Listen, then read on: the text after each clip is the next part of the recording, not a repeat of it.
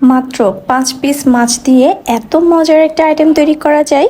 আর যাদেরকে একবার এটা তৈরি করে খাওয়াবেন তারা বারবার খাওয়ার জন্য শুধু আবদারি করতে থাকবে। আর আপনাদের ঘরে যারা বাচ্চারা মাছ খান না, এটা শুধু একবার করে খাওয়াবেন, বাচ্চারা শুধু এখন থেকে মাছই খেতে চাইবে যদি এভাবে করে তৈরি করে দেন। আর মাছের এই কোফতাটা তৈরি করার জন্য আমি এখানে নিয়েছি 5 পিস কোরাল মাছ। আপনারা চাইলে রুই মাছ অথবা তেলাপিয়া মাছ দিয়েও করতে পারেন।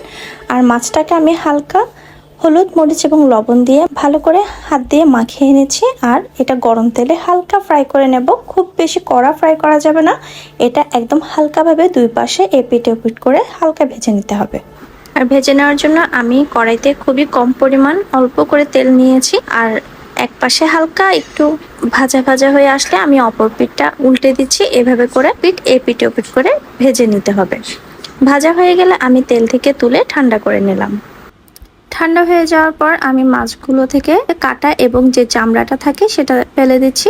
ফেলার পর আমি এভাবে করে ভালো করে মেখে ঝুড়া করে নিয়েছি এবং সেই সাথে আমি এখানে দিয়ে দিলাম 2টা ছোট সাইজের পেঁয়াজকে আমি কুচি করে দিয়েছি। আর সামান্য লবণ দিয়ে আমি পেঁয়াজটাকে হালকা মাখিয়ে সফট করে নিচ্ছি। এরপর দিয়ে দিলাম হাফ চা চামচ জিরা এবং ধনে গুঁড়া, 1/3 টিস্পুন দিয়ে দিলাম কালো গোলমরিচের গুঁড়া, হাফ চা চামচ হলুদ এবং হাফ চা চামচ মরিচের গুঁড়া, হাফ চা চামচ করে দিয়ে দিলাম আদা এবং রসুন পেস্ট দিয়ে হাত দিয়ে খুব ভালো করে মাখিয়ে সাথে দিয়ে দিলাম সামান্য পরিমাণ ধনেপাতা এবং কাঁচামরিচ কুচি।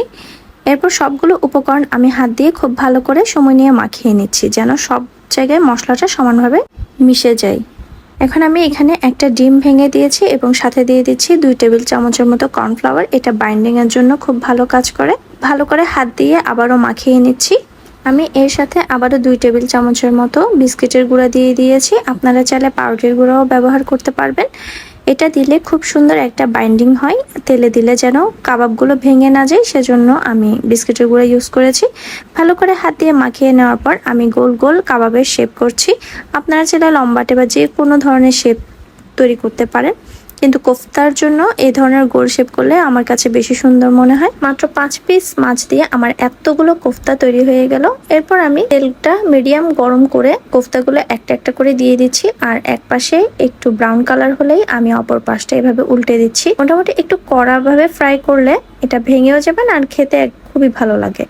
আর এই পর্যায়ে আপনারা তেল থেকে তুলে খেতে পারেন, এটাও বেশি মজা লাগে। ভাজার পর আমার কোফতাগুলো প্রায় অর্ধেক হয়ে গিয়েছিল, এমনি সবাই খেয়ে ফেলেছে। তেল থেকে তুলে নেওয়ার পর আমি এবার কোফতাগুলো কারি করার জন্য প্রথমে আমি একটা প্যানে 1 টেবিল চামচের মতো সয়াবিন তেল দিয়ে দিয়েছি।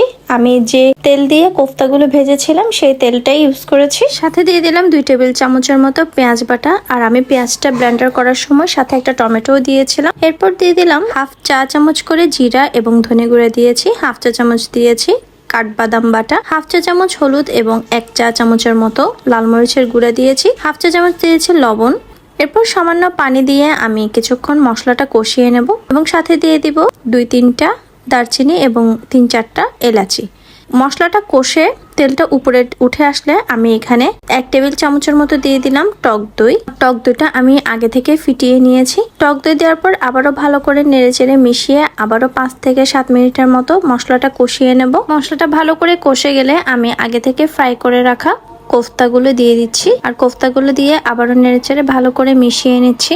এরপর চুলার আঁচটা একদম মিডিয়াম করে ঢাকনা দিয়ে ছোট আঁচে কোফতাগুলো রান্না করতে হবে যেন কোফতার ভেতর তেল মশলাগুলো যেন ভালোভাবে ঢুকে যায়। 5 মিনিট পর আমি ঢাকনাটা তুলে দেখলাম কোফতাগুলো একদম ভুনা ভুনা হয়ে গেছে। আর কোফতার মধ্যে খুব বেশি একটা ঝোল দিলেও ভালো লাগে না। এরকম ভুনা ভুনা হয়ে আসলে আমি সবশেষে কাঁচামরিচ এবং ধনেপাতা দিব।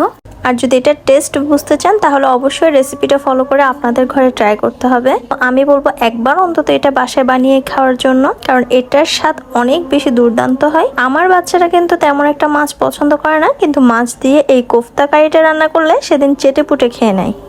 বাসায় ট্রাই করে অবশ্যই জানাবেন কেমন হয়েছে। আল্লাহ হাফেজ।